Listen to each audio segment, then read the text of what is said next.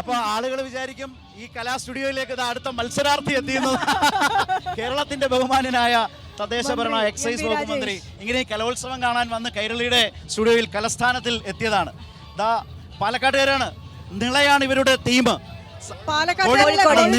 നിളയാണ് അവരുടെ തീം. പാലക്കാട്ടെ തൃത്താല MLA കൂടി ആയതുകൊണ്ടാണ് ഞാൻ അങ്ങനെ കണക്ട് ചെയ്തത്. യെസ്, നിളയാണ് അവരുടെ എങ്ങനെയുണ്ട് കലോത്സവത്തിന്റെ ഒരു പൊതു വൈബ് എങ്ങനെയുണ്ട് സഞ്ചരിച്ചിട്ടും കണ്ടിട്ടും? ഞാനിപ്പോഴാണ് വന്നത്, സമയം കിട്ടിയത് ഇപ്പോഴാണ് സമയം കിട്ടിയത്. വളരെ ഗംഭീരമായ കുറ്റമറ്റ സംഘാടനം കൊണ്ട് ചരിത്രത്തിൽ ഇടം പിടിച്ച കലോത്സവമായിരിക്കും ഇത്. പഴുതടച്ച സംഘാടനം.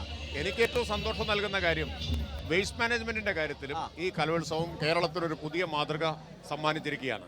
ഇപ്പോൾ ഞാൻ ഇതുവരെയുള്ള റിപ്പോർട്ട് ആവശ്യപ്പെട്ടപ്പോൾ 17,200 കിലോ ജൈവമാലിന്യം ഇവിടെ നിന്ന് നീക്കം ചെയ്ത് സംസ്കരിച്ചു. 2,812 കിലോ അജൈവ പാഴ്വസ്തുക്കൾ ഇവിടെ നിന്ന് നീക്കം ചെയ്ത് സംസ്കരിച്ചിട്ടുണ്ട്. അതുപോലെ 85,000 ലിറ്റർ മലിനജലം ഇവിടെ നിന്ന് ശുദ്ധീകരിച്ചിട്ടുണ്ട്. അപ്പോൾ കലോത്സവം മികച്ച സംഘാടനം കൊണ്ടും മികച്ച മാലിന്യ സംസ്കരണം കൊണ്ടും ഞാൻ അതിന്റെ ചുമതലയുള്ള മന്ത്രി എന്ന നിലയിൽ മന്ത്രിയുടെ കണ്ണ് മന്ത്രിയുടെ വകുപ്പിലാണ്. പഴയ കലോത്സവ ഓർമ്മകൾ എന്തെങ്കിലും പറയാനുണ്ടോ?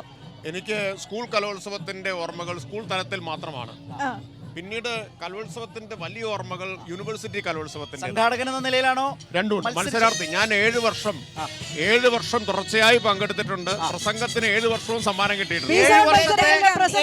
പ്രസംഗത്തിന് ജൂനിയർ സീനിയർ വിഭാഗങ്ങളിലായി 1ാം സ്ഥാനം 2ാം സ്ഥാനം മാറി മാറി കിട്ടിയിട്ടുണ്ട്. 7 വർഷവും കിട്ടിയിട്ടുണ്ട്. അല്ല, ഇപ്പോഴും ആ പ്രസംഗ മത്സരത്തിലെ മുമ്പൻ സ്ഥാനം വിട്ടുകൊടുക്കാതെ രാഷ്ട്രീയത്തിൽ പ്രസംഗിച്ചും അഭിപ്രായം പറഞ്ഞും മന്ത്രി മുന്നേറുകയാണ്. പ്രസംഗം, പ്രബന്ധം, ക്യൂസ്, ഇത് മൂന്നുമായിരുന്നു എന്റെ ഇനം.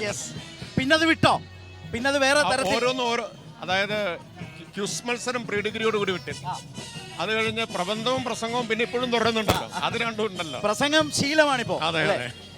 എന്തായാലും മിനിസ്റ്റർക്ക് പ്രസംഗമാകുമ്പോൾ വായനയുണ്ടാകും, കഥാവായന ഉണ്ടാകും, കവിതാ വായന ഉണ്ടാകും. 4 വരി കവിത ഞങ്ങൾക്കൊന്ന് ചൊല്ലിത്തരാമോ? കവിത എനിക്ക് വളരെ ഇഷ്ടമാണ്. എന്റെ ഏറ്റവും വലിയ നിരാശ കവിത ചൊല്ലാനുള്ള ആത്മവിശ്വാസം എനിക്കില്ല എന്നുള്ളതാണ്. ഇഷ്ടപ്പെട്ട ഒരു കവിതയെ കുറിച്ച് പറഞ്ഞാൽ മതി. ധാരാളം കവിതകളുണ്ട്. പെട്ടെന്ന് ക്യുക്കായിട്ട്. കർമ്മനിട്ടയുടെ ശാന്ത. എന്തുകൊണ്ടാണ് അത് മനസ്സിലേക്ക് ആദ്യം വരുന്ന കവിതയാകുന്നത്? ഒരേ സമയം ശാന്തയില് വലിയ കാൽപ്പനികതയുണ്ട്, ഒപ്പം തീക്ഷണമായ രാഷ്ട്രീയമുണ്ട്. അടിയന്തരാവസ്ഥ കാലത്ത് എഴുതിയ കവിതയാണ്. ഞാൻ പെട്ടെന്നോർത്തൊരു കവിത പറഞ്ഞു എന്നുള്ളൂ. അതിനർത്ഥം എന്റെ പട്ടികയിൽ അനേകം കവിതകളുണ്ട്. പെട്ടെന്നോർത്ത കഴിഞ്ഞ ദിവസം ഒരിക്കൽ കൂടി കേട്ടു എന്നതുകൊണ്ട് പെട്ടെന്ന് ഓർത്തതാണ്. ഓക്കെ, അപ്പൊ ഏതായാലും തിരക്ക് പിടിച്ച മൊത്തം നടന്ന് കണ്ട് എങ്ങനെ കാര്യങ്ങൾ പോകുന്നു എന്ന് നോക്കി കലോത്സവം ആസ്വദിച്ചു പോകുന്നതിനിടയിലാണ് ശുചിത്വോത്സവം കൂടിയായി പ്രഖ്യാപിക്കുകയാണ്. അതിനിടയ്ക്കാണ് നമുക്കൊരു ഇച്ചിരി സമയം വീണ് കിട്ടിയത്. അതിന്റെ സന്തോഷമുണ്ട് മന്ത്രിയുടെ മുഖത്ത്. ശുചിത്വോത്സവം എന്ന ഒരു പ്രയോഗത്തിലേക്ക് കൂടിയാണ് വിനിഷ മന്ത്രിയെ കൊണ്ടുവന്നത്. എന്താ പേര്? വിനിഷയോട് കടപ്പെട്ടിരിക്കുന്നു. നല്ല പ്രയോഗം. അല്ല, അത് വകുപ്പിന് എടുക്കാവുന്ന ഒരു പ്രയോഗമാണ് എനിക്ക് തോന്നുന്നു കലോത്സവം കഴിയുമ്പോൾ. തീർച്ചയായും. ഓക്കെ, അപ്പൊ ഏതായാലും അത് വളരെ സാർത്ഥകമായ ഒരു സന്ദർഭം കൂടിയായി ഞങ്ങളെ സംബന്ധിച്ചും. Thank you minister. അപ്പൊ ഏതായാലും ഇവരുടെ സംഘ നൃത്തത്തിലേക്ക് കടക്കുകയാണ്. ഗംഭീരമായിട്ടുള്ള കവറേജ് ആണ് കലോത്സവത്തിന്റെ. എല്ലാ ആശംസകളും. Thank you so much.